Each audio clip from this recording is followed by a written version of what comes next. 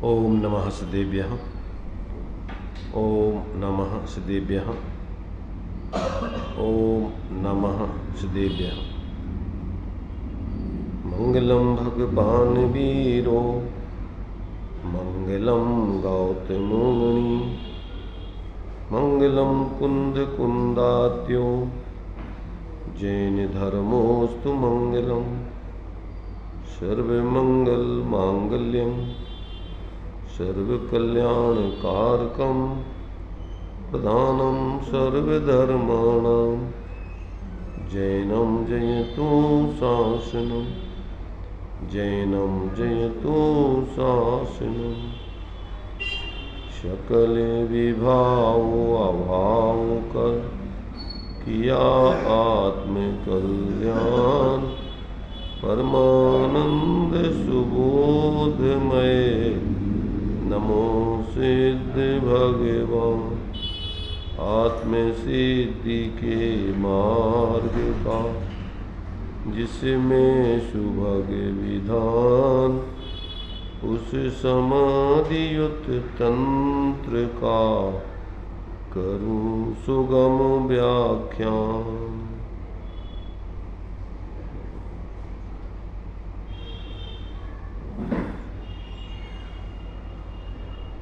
60 number का श्लोक अपना चल रहा है इस समाधि तंत्र ग्रंथ का। इसमें आचार्य देव इस बात को सिद्ध कर रहे हैं कि जो मूढ़ात्मा है, जिनकी तीव्र मोह का उदय है, उनको आत्मबोध देने पर भी उनकी रुचि बाहर से हटती नहीं है, बाहर में ही लगी रहती है। वो किसी प्रकार से जागृत नहीं होते। ज्ञानी जीव तो अपने स्वरूप में ही तुष्ट होते हैं, संतुष्ट होते हैं, उनका बाहर में कोई रुचि रस नहीं होता है। ऐसा यहाँ पर इस 60 नंबर के श्लोक में आचार्य देव ने स्पष्ट किया है। उसी बात को यहाँ पर कुछ बिंदुओं के माध्यम से अपन समझ रहे हैं। सबसे पहला बिंदु है मूढ़ात्मा की मुग्ध प्रवृत्ति अप्रतिबोधता का कारण है, ऐसा जानना चाहिए। मूढ़ात्मा की मुग्ध प्रवृत्ति अप्रतिबोधता का कारण। इससे पहले इस श्लोक में यह बताया गया था और उससे संबंधित पहले श्लोक में यह बताते आ रहे हैं कि इन अज्ञानी पुरुषों को, मूढ़ आत्माओं को न समझाए जाने पर भी ये अंतस्तत्व को नहीं जानते और समझाए जाने पर भी अंतस्वरूप को नहीं जानते। जो आत्मा है वह समझने और समझाने वाले के उस प्रसंग में ग्रहण में नहीं आता।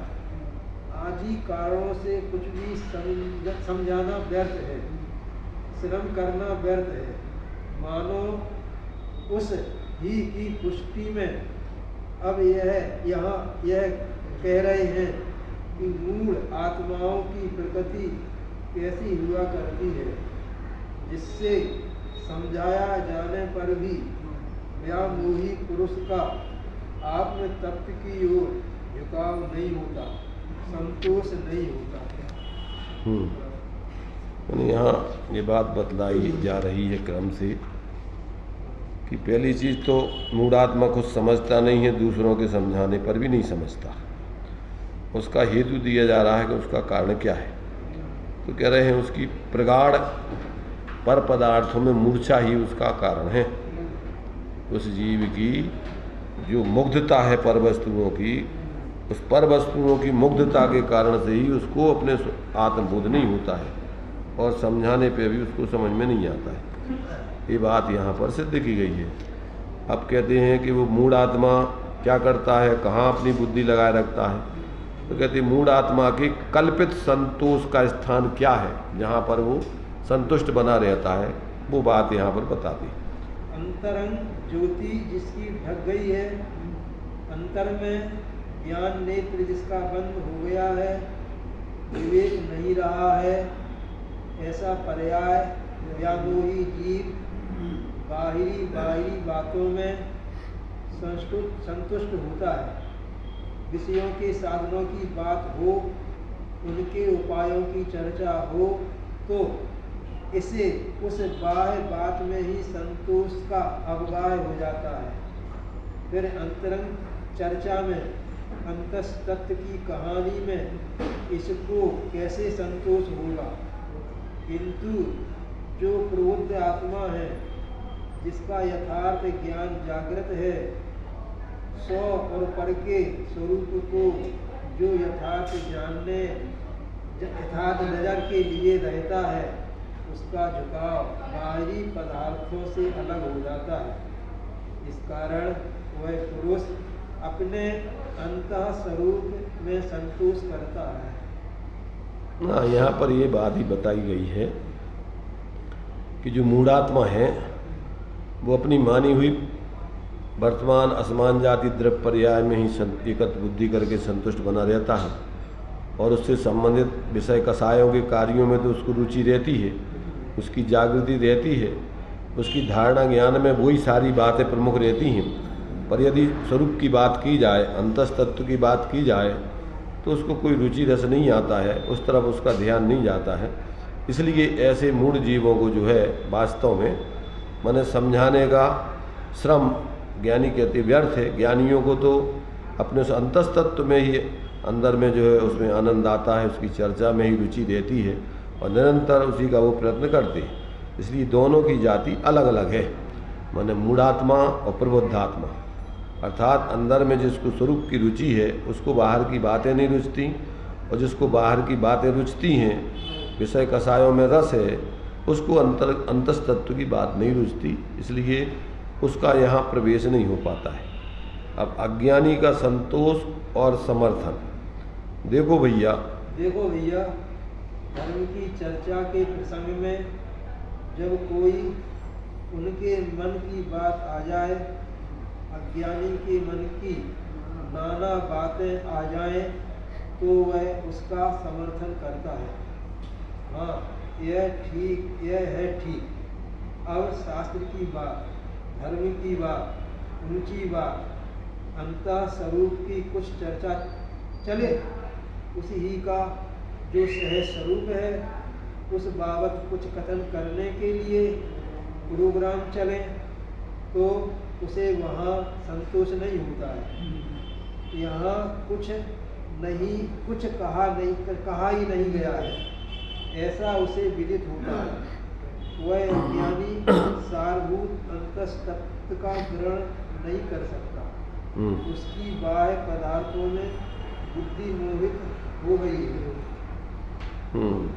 मतलब यहाँ पर अज्ञानी जीव की रात दिन कृतकायत अनुमोदना सब कुछ उसका पूरा का पूरा बाहर में ही समर्पित रहता है, उसकी रुचि, क्योंकि बाहर संयोगों में है, स्वरूप में उसकी कोई रुचि नहीं है। ऐसा यहाँ पर स्पष्ट करके, और अज्ञानी को क्यों नहीं समझ में आ रहा है, क्यों अज्ञानी जीव जो है बाहर में ही उसकी वृत्ति रहती है, तो कहते वो जो है बाहर में ही संतोष है, उसको बाहर में ही मूर्छित है, बाहर के संयोगों में ही उसको रस आता है, इसलिए उसको किसी प्रकार से अपने स्वरूप की बात जब चलती है तो उसको कोई रुचि और रस उसमें नहीं रहता, ऐसा जानना चाहिए। अब यथापद उपदेश देने की जरूरत है, ऐसा यहाँ पर कहा जा रहा है। विनोद भाई, हाँ बोलो, तुम बोलो। ज्ञानी पुरुष व्यवहार कुशल, परोपकार निरत, साधु संत यथापदवी लोगों को उपदेश करता है, तभी धर्म धारण के प्रसंग में अनेक विविधा हो गई हैं, विधियाँ हो गई हैं, विधियाँ हो गई हैं। शुद्ध आत्म तत्व का ध्यान करना ये भी तो धर्म पालन की विधि है, अथवा तपस्या करना, उपवास आदि करना, ये सभी भी तो धर्म पालन में शामिल है ना। पूजा करना, खूब मनोहारी द्रव्य को चढ़ाना, समारोह करना, जल विहार रथ यात्रा करना, और जैसे आजकल महावीर जी की यात्रा बहुत प्रचलित है, इस महावीर जी की वजह से भी अनेक लोग कुछ मार्ग को पकड़े हुए हैं। यह भी अच्छा है कि यथापद योग पुरुषों के लिए धर्म पालन की यहाँ विभिन्नता होती है। उसका कारण यह है कि कोई धर्म अंतस्तत्व का रुचिया होता है, कोई बाहरी बातों में ही संतोष कर लेता है। यहाँ पर ये बता रहे हैं कि जीवों को आचार्य देव उसकी पात्रता अनुसार उपदेश देते हैं, यथापद उपदेश देते हैं। तो जिन जीवों को अभी अंतस्तत्व का बोध होता हुआ नहीं जानते हैं, उनको बाहर का ही उपदेश दे करके वो धर्म के मार्ग में लगाए रखते हैं। ये बात बतला रहे हैं। उसमें मोक्ष मार्ग प्रकाशक जी में टोडरमल जी ने लिखा, श्री गुरु तो सबके उपकारी होते हैं। जिस जीव के लिए अभी स्वरूप का तत्व का बोध होता हुआ नहीं जानते हैं, तो वो व्यवहार का ही कुछ उपदेश देकर, कुछ वृत्तादि का उपदेश देकर उनको व्यवहार धर्म में लगाकर और उनकी पात्रता बनाने की भावना रखते हैं कि एक क्रम से आगे धर्म का पात्र बनेगा। दृष्टांत दिया उन्होंने कि उस भील के लिए कौवे का मांस छुड़ा दिया कि तुम कुछ नहीं कर सकते, चलो तो एक कौवे का मांस ही छोड़ो। तो उस बहाने वो जीव क्रम क्रम से धीरे धीरे उसकी विशुद्धि बनेगी, धीरे धीरे आगे की पात्रता पकेगी। इसलिए सर्वथा अपन को कहते हैं ऐसा हठाग्रह नहीं रखना चाहिए कि व्यक्ति को सबको एक ही बात समझ में आना चाहिए। उसकी जो पात्रता अगर नहीं है तो कहते यथा पद भी उसको उसकी भूमिका अनुसार उपदेश देकर उसको धर्म के मार्ग में लगाओ, क्योंकि श्री गुरु सबके उपकारी हैं। तो उन्होंने तो एक इंद्रिय आदि जीवों के भी उपकार का उपदेश दिया है कि भैया बेसंगी पंचेंद्रिय अपने को नहीं जान रहे कि हम जीव हैं, असंगी तक के जीव, तो अन्य जीवों को बता करके ये भी तुम्हारे जैसे जीव है भाई, इन्होंने स्वरूप की विराधना करके ये दशा पाई है, इसलिए अब तुम इनकी विराधना नहीं करना। तो इतना हित उनका भी किया है। तो यहाँ कह रहे हैं कि हितो यथापद उनके लिए उपदेश श्री गुरु देते हैं भूमिका अनुसार। यदि उनको अंतस्तत्व का बोध होता हुआ नहीं जानते, अर्थात अभी तत्व का जो स्वरूप नहीं समझते, तो उनको व्यवहार धर्म का ही उपदेश देकर उनको धर्म के मार्ग में ज्ञानी लगाते हैं। यथापद उपदेश देने का एक दृष्टांत देते हैं यहाँ पर। कहीं कथानक बताई है कि एक बार प्रबुद्ध आचार्य में और एक बड़े शब्द शास्त्र के धुरंधर विद्वान में किसी बात पर बहस हो गई। उन दोनों में धार्मिक चर्चा पर कुछ विसंवाद हो गया, तो उन दोनों ने यह निर्णय किया कि चलो किसी तीसरे पुरुष से अपनी अपनी बात कहें, वह जो निर्णय दे उसको मान ले, जो कोई हार जाए वह जीतने वाले की बात स्वीकार कर ले। धर्म मान ले, सो अब वे चले दोनों किसी तीसरे को सुनाने के लिए नहीं, हाँ चलो सुनाने के लिए, हाँ, अपनी बात को सामने तीसरे से निर्णय कराने के लिए। तो मानो एक मिल गया गड़रिया मिल गया उनको। वह शास्त्र विद्वान तो संस्कृत की कड़ी झाड़ने लगा। मैंने वो उस तीसरे व्यक्ति के पास जो गए वो तो था गड़रिया। अब ये शास्त्री जो विद्वान था शास्त्रज्ञ, क्षयोपम ज्ञान का धनी, तो जी अपनी संस्कृत में जो है उसके लिए अनेक प्रकार की बातें झाड़ने लगा। और वह साधु, अब वो गड़रिया था तो वो साधु जो था माने जो समझदार, जो एक धर्म के विशेष विद्वान थे, तो वे साधु पुरुष बकरी और उसकी सेवा के संबंध में कुछ विधियां बताने में लगे, कैसे इनका पालन करना चाहिए, पालन हो, कैसे इनका रक्षण हो। अब तो गडरिया बोला कि साधु महाराज जो कहते हैं वह ठीक है। अब वह शास्त्रज्ञ बड़ा परेशान हुआ। उसने सोचा कि मैंने तो ऐसी अच्छी कला से इसे ज्ञान बताया, फिर भी यह समर्थन नहीं देता है। फिर चले किसी दूसरे के पास, मानो ग्वाले के पास पहुँचे, तो वहाँ भी वह शास्त्रज्ञ विद्वान संस्कृत की लड़ी झाड़ने लगा। और यह साधु महाराज पशुपालन, गौ सेवा के विषय में सब बातें बताने लगे। तो उसने कहा कि जो ये साधु जी कहते हैं सो इसकी बात ठीक है, ठीक कहते हैं। जो जिसको सुनना है उसकी तो बात देखो कि वह किसके योग्य है। भाई क्या है कि पहले सामने वाले की पात्रता देख करके, अभी उसने आवास आधा जानता नहीं है और कहो के स्वाध्याय, मंदिर, पूजन, भजन ये कोई धर्म नहीं है। जिसको अभी तत्व का ज्ञान नहीं हो और सिर्फ आत्मानुभव धर्म है, और इसके अलावा ये सब मंदिर आना, स्वाध्याय करना, ये सब धर्म नहीं है। ये तो सब बंध का कारण है। तो क्या होगा? वो कहेगा वो तो भैया ठीक है, हम तो वैसे ही नहीं आउट मंदिर, तो वो मंदिर आओ बंद कर देना। तो कहते हैं व्यक्ति की पात्रता देख करके उपदेश देना चाहिए। वो किस भूमिका में है, तुम्हारी भावना उसको आत्मबोध कराने की है, पर सीधे सीधे आत्मबोध नहीं होता है। उसके लिए पहले वो कहाँ खड़ा है, वहाँ से पहले उसको कहो भैया मंदिर आया करो, भगवान के दर्शन किया करो, है तुम जो है थोड़ा रात्रि मात्रि खाना बंद करो, होटल का खाना बंद करो।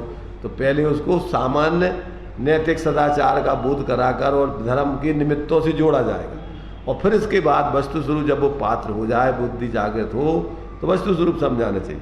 ये बात यहाँ पर कह रहे हैं। अब ये कह रहा है देखो भाई, कोमल चिकित्सा, किसी जीव के लिए अगर तुम्हें चिकित्सा करना है तो अब उसकी कैसे करनी चाहिए चिकित्सा? बोलिए। कोमल चिकित्सा, जो बच्चा दवाई खाना ही नहीं चाहता, उसे कोई कड़वा चूर्ण खिलाए तो वह ना खाएगा। उसे तो माँ बतासे में रखकर खिलाती है और वह खा लेता है। यो ही यथापत धर्म की बातें हैं। पहले यह तो बन जाए कि कुदेव, कुशास्त्र, गुरु, कुधर्म, कुसंगति में नहीं पहुँचना है। यह अज्ञानी तो बाह्य पदार्थों में संतुष्ट रहा करता है। इसे तो बाह्य पदार्थ चाहिए, उनमें ही उसे संतोष होता है। वही इसमें टेव पड़ी हुई है, उन्हीं में अफसोस किया करता है। इसे अपने आप की सुध ही नहीं रही, कैसे संतोष करेगा? बाहर में ही अपनी सुध ही नहीं रही, कैसे संतोष करेगा? बाहर में ही अपनी दृष्टि रखेगा तो अब क्या करना? कम से कम इतनी भी बात हो जाए कि उसी बार संतोष की आदत के प्रसंग में ऐसी बुद्धि आ जाए कि पूजा करे, यात्रा करे, तीर्थ यात्रा करे, दान दे, विधान करे, और उनके लगाव में प्रसंग में उसे यह बात बैठ जाए कि इससे उन्नति है, वृद्धि है, सांसारिक वैभव भी इससे मिलता है। चलो, उसका यह पहला मोड़ है। अन्यथा कितने ही पुरुष तो इतनी विपरीत बुद्धि वाले हैं कि धर्म का धा भी नहीं बोल सकते। रात दिन शौक, विषय साधन, यही धुन रहती है। प्रारंभिक भूमिका में उनको सच्चे देव सास गुरु से जोड़ दो। कुगुरु कुदेव को सास को धर्म आदि को छुड़ाओ, माने सप्त व्यसन आदि का त्याग कराओ। तो कहते हैं अभी प्रारंभिक भूमिका वाले जीवों को, अभी उनको बाहर में जिनकी रुचि रस है तो बाहर से ही धर्म के मार्ग में लगाओ। अभी पहले बाहर में सदनिमित्तों से जोड़ो कि भैया तुम सच्चे देव सास गुरु के पास आया करो, उनके दर्शन पूजन करो।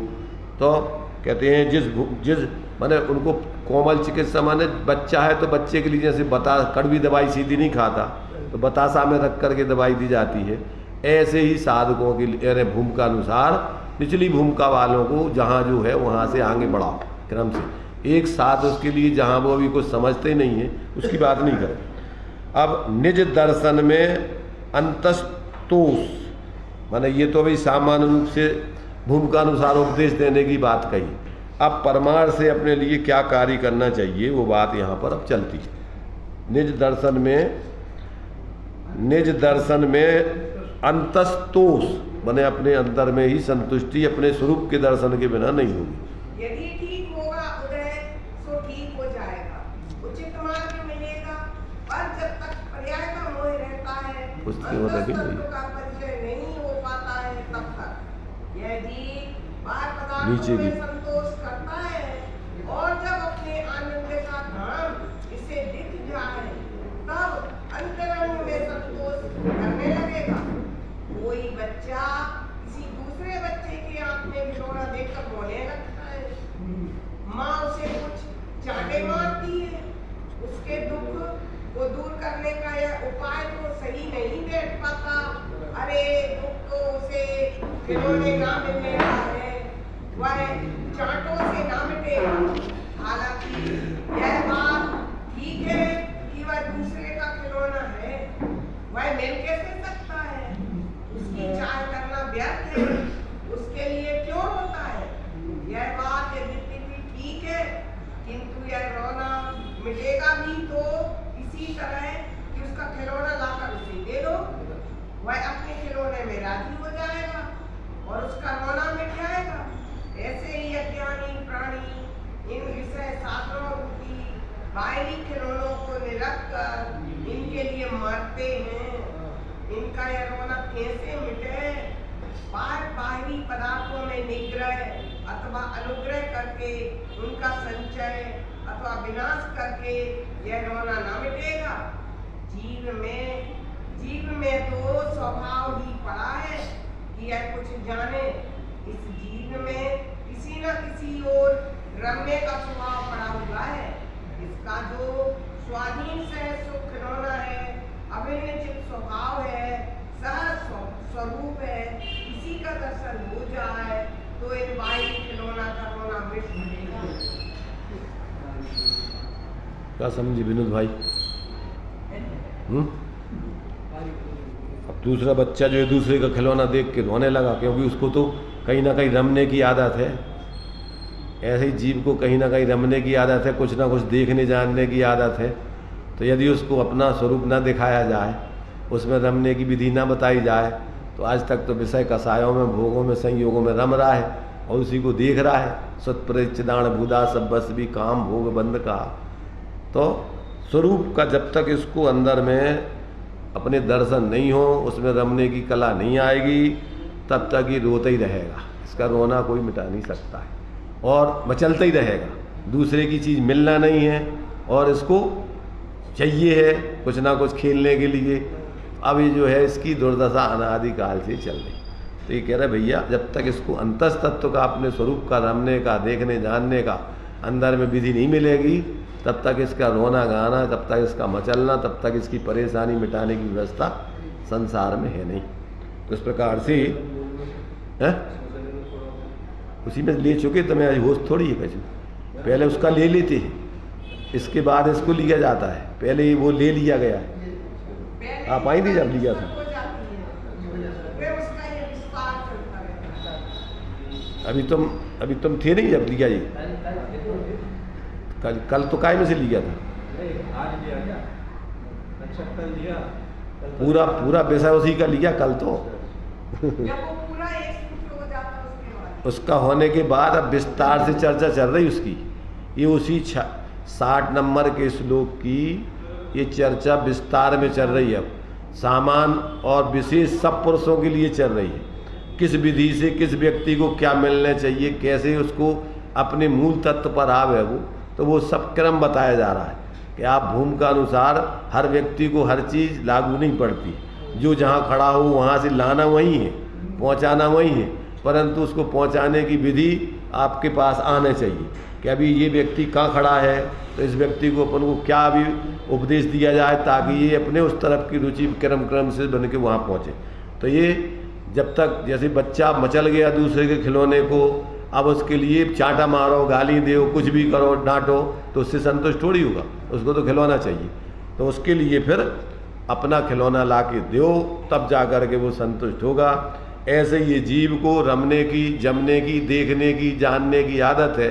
अगर उसको तुम अपना स्वरूप नहीं बताओगे, अंतस्तत्व की विधि नहीं समझाओगे, और नहीं समझाओगे तो ये कह रहा है कि जब तक वो स्वयं नहीं समझेगा, समझाने से समझ में मात्र नहीं आता है। अगर तुम्हारी खुद की योग्यता समझने की नहीं है तो भगवान भी तुम्हें नहीं समझा सकते हैं। इसलिए मूढ़ों को तो यहाँ निषेध कर दिया कि मूढ़ों को तो समझाया नहीं जा सकता है, परंतु जो पात्र जीव हैं, जिनकी रुचि है, जिनकी अंदर में स्वरूप अनुभव करने की विशुद्धि अंदर बन रही है, ऐसे जीवों को यदि वो विधि बताई जाए तो अंतर में अपने उस निष्ठ आत्म तत्व को देख कर जान कर यदि उसका एक बार दर्शन हो जाएगा तो अब उनके लिए बाहर में कहीं कुछ नहीं रुचेगा।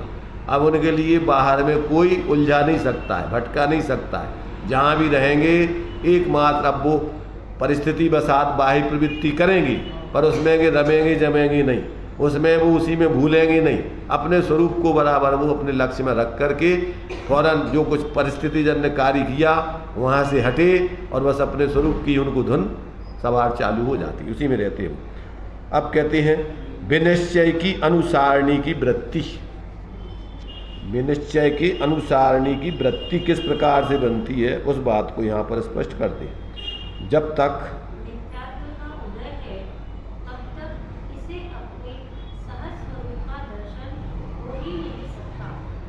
जो तीव्र मोही पुरुष है उसे समझाए जाने पर भी उसमें अंतर नहीं आता है, और यहाँ समझाने वाले ने विकल्प मचाकर अपने आप के आनंद स्वरूप से चित्त अपना विनाश किया। यह मूल आत्मा बाह्य पदार्थों में ही संतुष्ट होता है। कितना ही समझाए जाने पर भी इसे अपने अंतरंग में संतोष नहीं होता, और ज्ञानी पुरुष को कितना ही बहकाया जाने पर भी, बुलावा देने पर भी, कुछ असर देने पर भी इसे बाह्य में संतोष नहीं होता। वह अपने अंतरंग में ही संतुष्ट रहता है। विनिश्चय की अनुसारणी की वृत्ति बता रहे हैं। जिसको जिसका निश्चय हो गया है, जिसको स्वरूप का निश्चय हो गया है, अनुभव हो गया है, उसको कितना भी बाहर में बहकाने का प्रयत्न करो, बाहर की तुम प्रलोभन देने का प्रयत्न करो, बाहर की महिमा तुम कितनी जगाओ, परंतु उसको बाहर की महिमा आने वाली नहीं। और तीव्र मोही जीवों को, जिनको बाहर में रुचि रस है, उसको तुम अंदर में अपने स्वरूप की कितनी बातें करो, कितना भी समझाने का प्रयत्न करो, और उसको अपने स्वरूप की रुचि उस तरफ उसकी दृष्टि बनती नहीं, उसमें उसको अनुभव करके संतोष होता नहीं। ऐसा जो है, जिसका जहाँ निश्चय है, जिसकी जहाँ रुचि है, उसकी उसी अनुसार प्रवृत्ति होती है, वृत्ति होती है, उसको कोई बदल नहीं सकता। ये कह रहे हैं विशेष प्रकार से निश्चय है, विनिश्चय माना विशेष निश्चय हो गया। निश्चय में भी लगता है ना विशेष प्रकार से। हाँ, जिनको पूर्ण निश्चय हो गया अपने स्वरूप का, ऊपर का जिसको निश्चय उसी में एकत्व ममत है, तो अब उसके लिए कौन बदले। अब विनिश्चय की अनुसारणी की वृत्ति पर एक दृष्टांत दे रहे हैं। जिसको जहाँ का निश्चय हो गया विशेष, अब उसके लिए एक दृष्टांत है। भला सामने पड़ी हुई रस्सी में यह भ्रम हो जाए यह सांप है, तो समझाने से वह मान नहीं सकता यह सांप नहीं है, यह रस्सी है। हाँ, उसे ही कुछ साहस जगे, कुछ बुद्धि चले और धीरे धीरे परीक्षा करे, तो उन परीक्षा की चेष्टाओं से वह जान जाएगा कि यह सांप नहीं है। पर पूरे वचनों के कहने मात्र से किसी के मन में बात नहीं बैठती है। उसी पुरुष का अपनी हिम्मत के कारण जब वह निकट जाए तो भ्रम समाप्त हो जाता है और स्पष्ट जान ले, हाथ से उठाकर भी समझ ले कि यह तो रस्सी है, सांप नहीं है। अब उसे कोई कितना ही बहकाए कि अरे यह तो सांप है, तो क्या वह सांप समझ लेगा? क्या कुछ गलत मान लेगा? मैंने ये कह रहे हैं कि जिसको जहाँ का विनिश्चय है उसी के अनुसार वृत्ति होती है। अब यदि वह व्यक्ति स्वयं अपने विनिश्चय का पक्का निर्णय करने के लिए प्रैक्टिकल करे, यहाँ इन्होंने दृष्टांत दिया कि सामने किसी को रस्सी में सांप का भ्रम हो गया, अब उसको तुम बातें कितनी करोगे, नहीं वो सांप नहीं है, वो तो रस्सी है, परंतु वो नहीं मानेगा जब तक वो स्वयं थोड़ा हिम्मत जुटा करके उसकी परीक्षा नहीं कर ले कि भाई देखें तो जो सांप है कि रस्सी, और वहाँ जा करके जब वो देख लेगा कि अरे यार अपन का भ्रम, अब उसको तुम कहो कि जो तो सांप है, तो अब वो किसी प्रकार नहीं माने। ऐसे ही जब तक जिसको स्वरूप का बोध नहीं कर ले वो अपनी खुद की परीक्षा करके, तब तक ये शरीर तुम नहीं हो, तुम्हारा नहीं है, तुम मरते नहीं हो, तुम मरोगे नहीं, तो मान लेगा कि नहीं। मिथ्या दृष्टि को तन उपजत अपनी उपज जान, तन नसत आपको नासमान। उसको तो 24 घंटे भैया अब मन नहीं जाए, शरीर की कुछ भी क्रिया हो गई भैया अब तो हम बहुत बीमार हो गए, अब क्या करें। अरे भाई जिसको आत्मबोध होता है वो सहचरभूत शरीर की भूमिका अनुसार व्यवस्था तो बनाता है, परंतु एक पूर्ण एकांत रूप से उसमें एकत्व मत करके ही उस पर नहीं तुला रहता है। व्यवस्था बनाने पर भी, बन जाने पर समझ लेता है कि योग्यता थी तो बन गई, नहीं बनने पर भी वो अपने स्वरूप की विस्मृति करके शरीर पर पूरा समर्पित होकर उसी में नहीं लगा रहता, उसी से परिणाम नहीं बिगाड़ता, बनाता रहता है कि भैया आप क्या करें, आप क्या करें, आर्थ वेद विज्ञान करके कि भैया ये शरीर का स्वरूप तो ऐसा ही है, पूर्ण गलन स्वभाव है, और ये तो इसकी अपनी परिणति अपनी अपनी अपने योग्यता अनुसार अथवा कर्म के उदय अनुसार होती है। हमारे सोचने से, हमारे विकल्पों से थोड़ी इसकी व्यवस्था बनेगी, बनेगी क्या? शरीर की व्यवस्था अपन बना लेंगे अपने द्वारा, बन रही कि नहीं बन रही? हम बढ़िया व्यायाम करते हैं, बढ़िया समय पर खाते हैं, बढ़िया शुद्ध भोजन करते हैं, इसलिए अपनी व्यवस्था बन रही कि नहीं बन रही? शकुंतला जी, वह कौन बना रहा?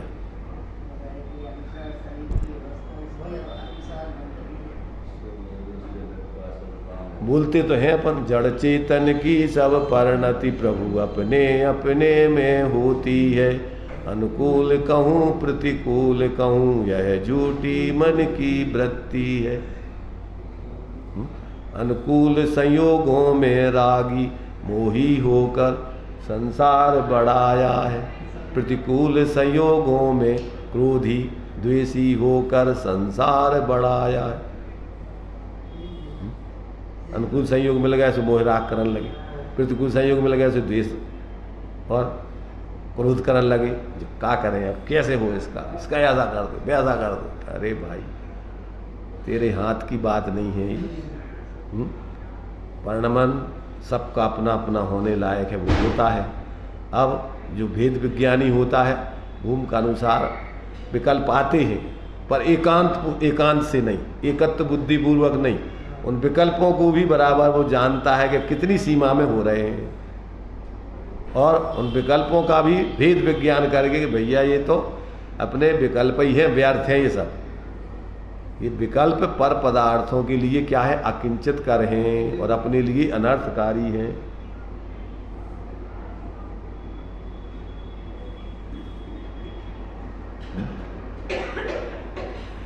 क्या पर में अकिंचित कर है ये विकल्प और अपने लिए अनर्थकारी है। मतलब क्या हुआ, पर का कुछ कर नहीं सकते तुम्हारे विकल्प, और अपने लिए हानिकारक है, दुखदायी है। आश्रव दुखकार घनेरे बुद्धिवंत तने निर्वीर। ऐसा जान करके ज्ञानी एकांत से पर लक्ष्य से एकत्व बुद्धि पूर्वक विकल्पों में नहीं पड़ा रहता है। भूमि का अनुसार विकल्प आने पर भी उन विकल्पों का भी भेद विज्ञान करके कि भैया ये विकल्प अकिंचित कर हैं पर कार्य करने में, और अपने लिए दुखदायी है, आकुलता का कारण है। ऐसा जान करके उसमें एकत्व ममत्व न करके भेद विज्ञान पूर्वक बराबर सावधान रहते हैं अपने स्वरूप में। अपने स्वरूप को भूल करके एकांत से पर में मूर्छित होकर विकल्प नहीं करते। तो ये यहाँ अपन को ये बात बतलाई गई कि ये जिसकी जैसा निश्चय है उसी के अनुसार उसकी वृत्ति होती है। तो यदि रस्सी में सर्प का निश्चय है तो उसका तो भय दूर कोई कर नहीं सकता है, और जब अपनी खुद की परीक्षा करके वो देख लेगा और उसका निश्चय बदल जाएगा तो ही वहाँ रस्सी में सर्प का भय नहीं करेगा, फिर वो सहज होकर के उस रस्सी को पकड़ लेगा। कोई कितना ही उपदेश देवे, जब तक खुद परीक्षा नहीं करे, अनुभव नहीं करे, तब तक कोई उसके लिए उसके भ्रम को दूर नहीं कर सकता। ऐसे ही धर्म के क्षेत्र में मात्र दूसरों के उपदेश से तुम्हारा धर्म नहीं हो सकता। जब तक तुम स्वयं धर्मी आत्मा का अनुभव करके अतीन्द्रिय आनंद नहीं भोगोगे तब तक तुम शांति नहीं पाओगे, और तुम्हारा भ्रम दूर नहीं होगा, और तुम्हारा आकुलता आदि भय आदि तुम्हारे समाप्त नहीं होगा। ये बात यहाँ पर बतला रहे। अब विनिश्चय के अनुसार संतोष का आश्रय।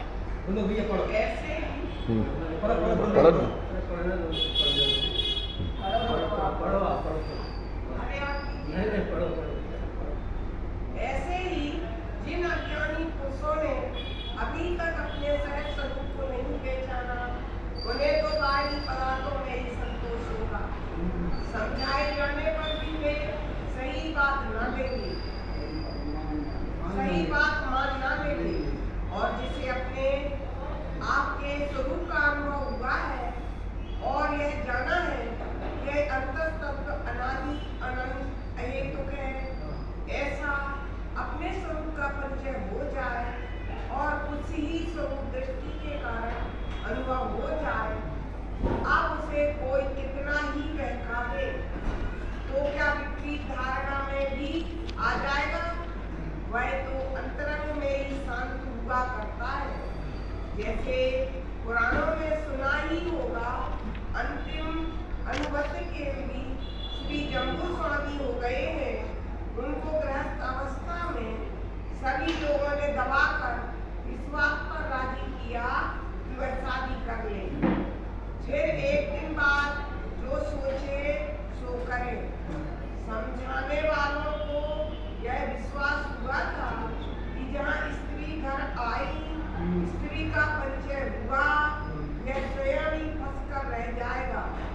शादी हुई, रात्रि भर कुछ सेठानियों ने ऐसी कहानी सुनाई कि जिससे यह शिक्षा मिले जम्बू स्वामी को कि वर्तमान में जो सुख मिला है उसको छोड़कर घर का आराम त्याग कर और एक कल्पित बहुत आगे भविष्य काल में सुख की चाह कर रहे हैं। पर उनके उत्तर में जम्बू स्वामी अपनी उचित कहानी कहे। रात्रि व्यतीत हुई और जम्बू स्वामी अपने कल्याण के लिए आगे का रास्ता नापने लगे। जम्बू स्वामी विरक्त हो गए। आत्म साधना में प्रगतिशील को यह उचित ही है। क्या कहा? विनिश्चय के अनुसार संतोष का आश्रय, जिसको जिसमें पक्का निश्चय हो जाता है वह उसी का आश्रय लेकर के आगे बढ़ता है। जम्बू स्वामी को तो अपने स्वरूप का पक्का निश्चय था, तद्भव मोक्षगामी थे, तो उनके लिए तो किसी प्रकार से बहकाना संभव नहीं था। अब चूंकि जो उनके लिए नई शादी की गई थी जबरदस्ती, तो वो सोचते थे कि अपन इनको एक बार व्यक्ति के शादी हो जाने के बाद फिर एकदम सहज छोड़ के जाना कोई इतना सरल नहीं है। परंतु वो तो वास्तव में शादी तो उनने अपनी तरफ से की नहीं थी, शादी तो दूसरों की तरफ से हुई थी। वो तो मात्र क्या है, मात्र साक्षी बन करके देख रहे थे उस नाटक को। और चूंकि वो तो प्रतिज्ञा ये थी कि शादी कर लेना, बाद में फिर तुम छोड़ के जाना हो तो जा सकते हो। वो तो अपनी परीक्षा कर रहे थे कि देखते हैं अपन कितने पक्के हैं इस चीज़ में। तो उन्होंने जो है शादी करने के बाद फिर उन्होंने बहुत उनको समझाया कि वर्तमान का प्रत्यक्ष सुख छोड़ करके हो तुम काल्पनिक सुख की कल्पना कहाँ सोच रहे हो कि मोक्ष सुख मिलेगा, ऐसा होगा वैसा होगा। पर ये तो काल्पनिक सुख तो ये है इनका, उनका तो वास्तविक सुख था। इसलिए उन्होंने वे इनको समझा रहे थे कि भैया तुम कहाँ काल्पनिक सुख की भ्रम में पड़ी हो, सब लोग वास्तविक सुख तो स्वरूप में ही है, तुम्हारे लिए उसका पता ही नहीं है, इसलिए तुम ऐसा बोल रहे हो। तो ऐसा जो है सब उनका जितना है रात भर चर्चा होने के बाद अंत में जीत जम्बू स्वामी की, चूँकि उनका सच्चा निश्चय था और इनका जो है मिथ्यात्व माने सही काल्पनिक सुख का काल्पनिक निश्चय था, इसलिए उनके सामने वो कोई टिके नहीं। और यहाँ तक कि वो रात में जो 500 जो है चोरों का मुखिया, विद्युत चोर, वो भी जो है उनकी बातों को सुन करके, चूँकि वो भी तो था तो संगी पंचेंद्री जी, और उसने भी सुना, उसने कहा रे अपन कहाँ भ्रम में पड़े हैं, वास्तव में बात तो ये सही है। तो सुबह जो है दूसरी बारात तैयार हो गई, दूसरी शादी के लिए जो है वो सारे के सारे लोग तैयार हो गए और शिवरमणी को भरने के लिए सब जम्बू स्वामी मुखिया बन करके और निकल गए वहाँ से आगे। तो इस प्रकार से ये सबने जो है फिर वास्तव में सत्य की विजय हुई, चूँकि उनका पक्का निश्चय था, वास्तविक निश्चय था, स्वानुभव पूर्वक का था, इसलिए वो उसी का आश्रय करके क्रम से आगे बढ़े। अब प्रबुद्ध का अंतः संतोष, जिसको ज्ञान जागृत हो जाता है, वो ही वास्तव में अंतरंग से शांति पाता है। काल्पनिक अंतः संतोष जो होता है वो तो कसाय पूर्वक का है, परंतु वास्तव में जिसको आत्मबोध होता है उसका ही अपने आत्मा के आश्रय से सम्यक प्रकार की तुष्टि शांति उसको मिलती है। ये बात यहाँ पर आगे के पॉइंट में प्रबुद्ध का अंतः संतोष, किसका? प्रबुद्ध का अंतः संतोष, प्रबुद्ध आत्मा, हाँ चलो पढ़ो आगे। प्रबुद्ध आत्मा अंतरंग में ही संतुष्ट होते हैं किंतु मूढ़ आत्मा उपाय में ही संतुष्ट होते हैं। ऐसी घटनाएं होने पर अज्ञानी क्या सोच रहे होंगे कि जम्मू स्वामी का कुछ दिमाग फेल तो नहीं हो गया था, कल ही शादी हुई, लो आज ही चल दिया, इसकी बुद्धि ठिकाने नहीं है, इसे कुछ दया भी नहीं आई। अनेक बातें कही जा सकती हैं जो सुनने में बहुत युक्त भी मालूम होती हैं। क्या यह धर्म नहीं है अपने घर के लोगों को सुखी रखना, उन्हें कोई विपत्ति ना आने देना? यह बात सोची जा सकती है, परंतु यहाँ तो वही हो रहा है जैसा कि निर्णय में होना चाहिए। इसकी इस अंतरंग चेतन स्वभाव में रुचि लगी है, वह तो इस चेतन स्वभाव की महिमा के लिए ही सब कुछ निचोबर करेगा। ये कह रहे कि प्रबुद्ध आत्मा का अंतः संतोष, जिसका ज्ञान जागृत हो गया है, अर्थात अपने स्वरूप बोध करके सम्यक ज्ञान को प्राप्त होकर और जिसको आत्मा का तीव्र आनंद आ रहा है, उस व्यक्ति को काल्पनिक संतोष में कोई भी रुचि नहीं है। उसको तो अपने आत्मा के आश्रय से प्रकट होने वाली शांति में ही शांति महसूस होती है, शांति लगती है। इसलिए वो जो है ज्ञानी जीव तो आत्मा के आश्रय से ही शांति का अनुभव करते हैं, और अज्ञानी जीव काल्पनिक बाहर के संयोगों में भोगों में काल्पनिक संतोष मान करके भ्रम में रह करके भटकते रहते हैं।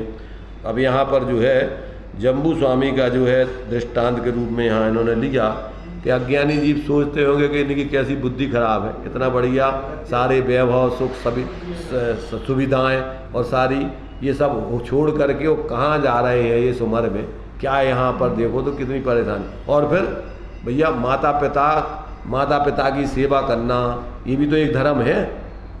ये अकेला मात्र छोड़ करके घर परिवार और अपने बस अपने कल्याण के मार्ग में लग जाना, यही धर्म है क्या?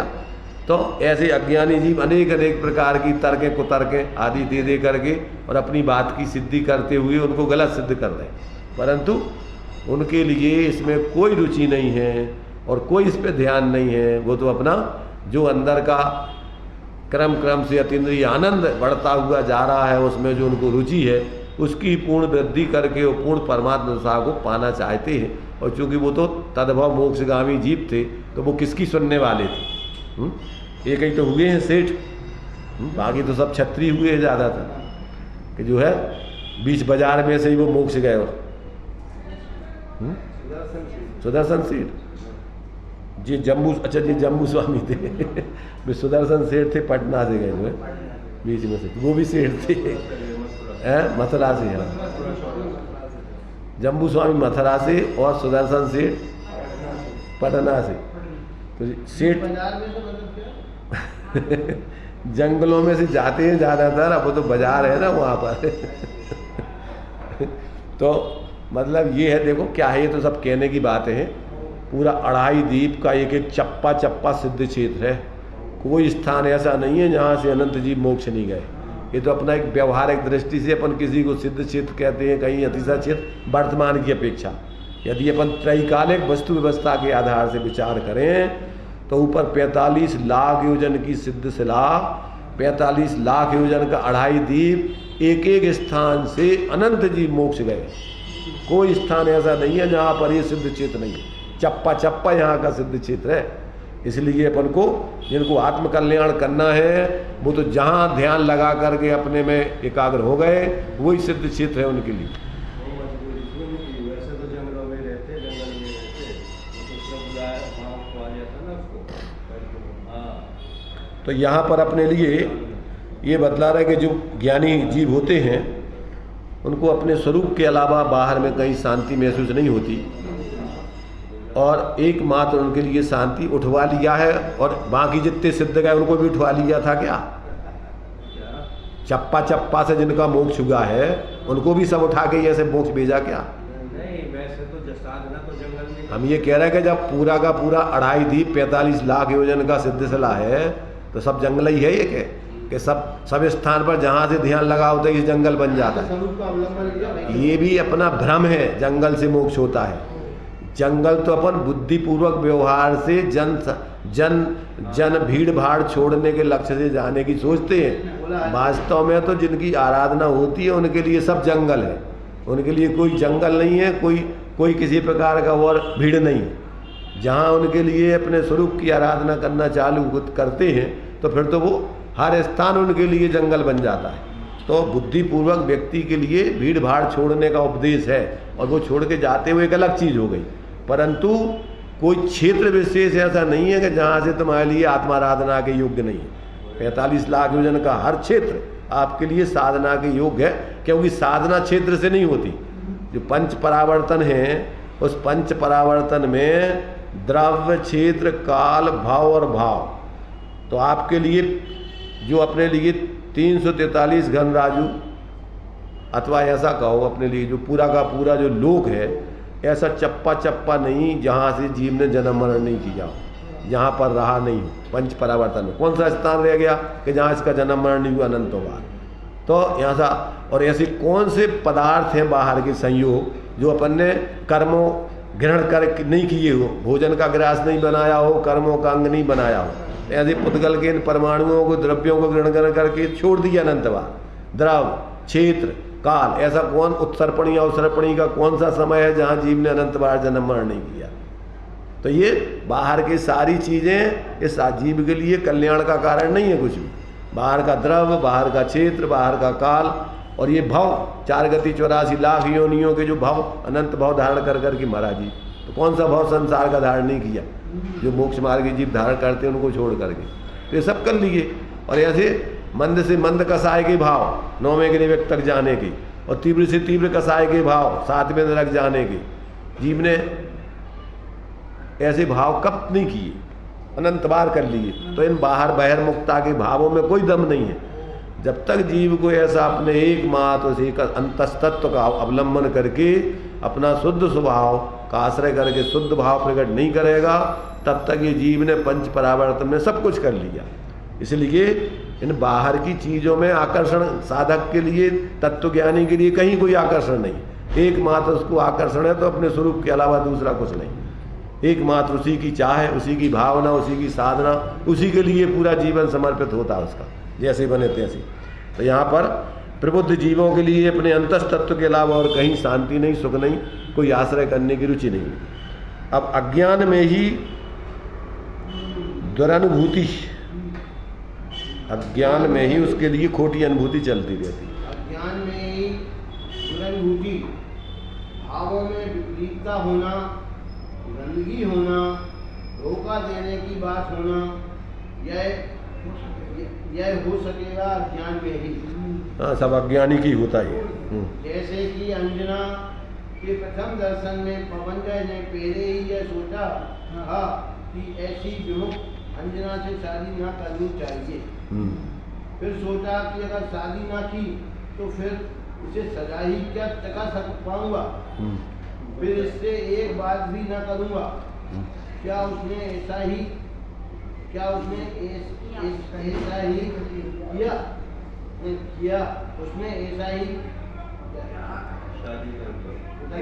फिर इससे इसे मजा ही क्या चकाऊंगा, फिर इससे एक बात भी ना करूंगा। क्या उसने ऐसा ही शादी कर लिया और छोड़ दिया 22 वर्ष तक के लिए। 22 वर्ष तक इसमें इन्होंने लिखा फिर इससे एक बात भी ना करूंगा। किया उसने ऐसा ही, कैसा पढ़े बोलते होते पढ़ रहे होते, किया उसने ऐसा ही, शादी कर ली और छोड़ दिया 22 वर्ष तक के लिए। यह है छल वाली बात। अंतस्तत्व के वातावरण में छल कहाँ है? शुद्ध विचार है, शुद्ध आशय है, ज्ञान के लिए ही गति है।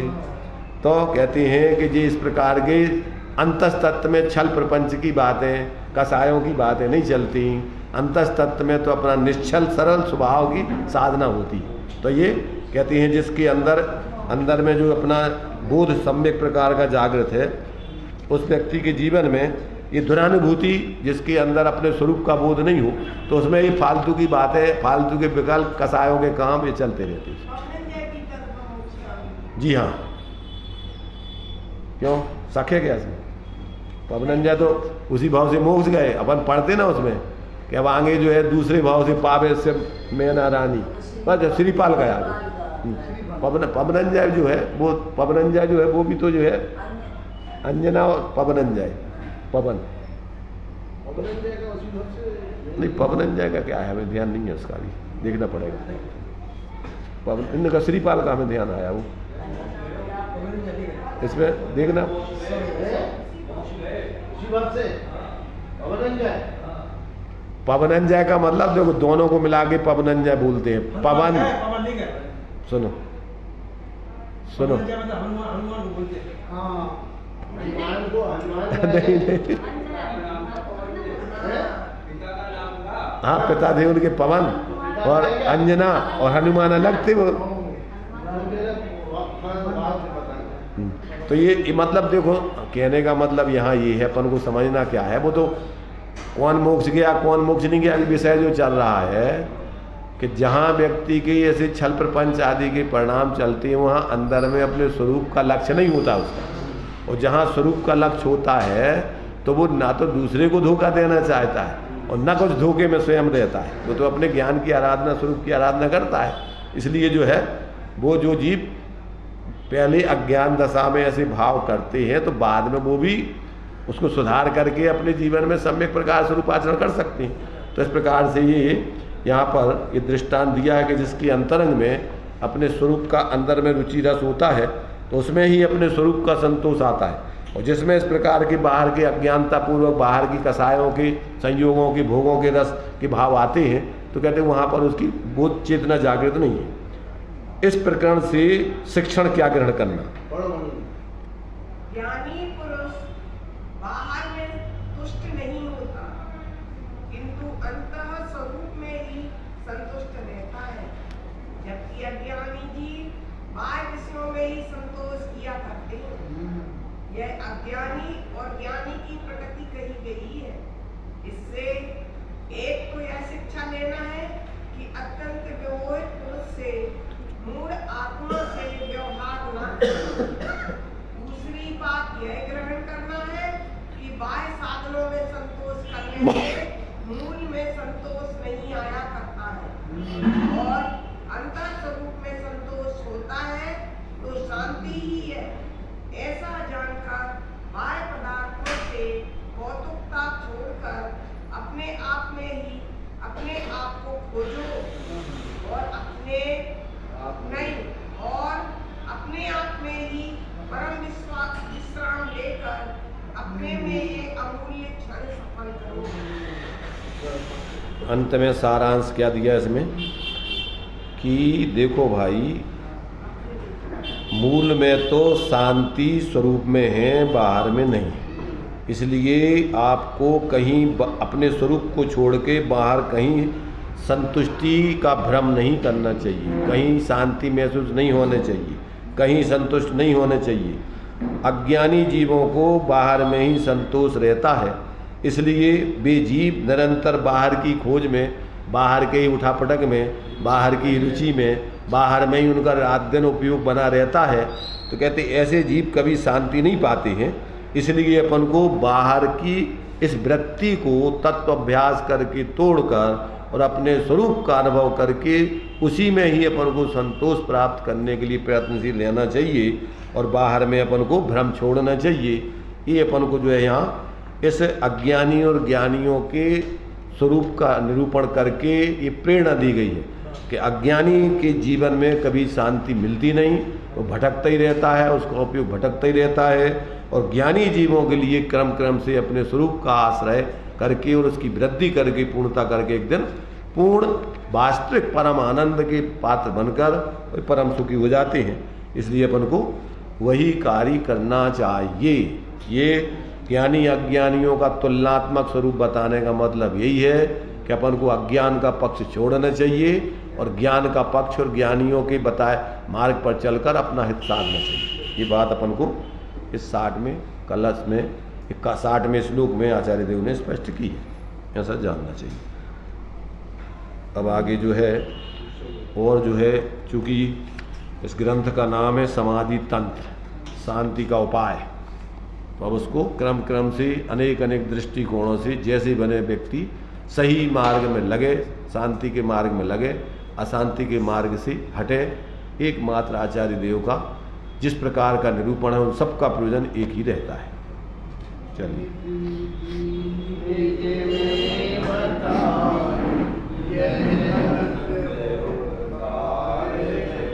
उसके लिए वंदना सतबार है, वंदना सतबार।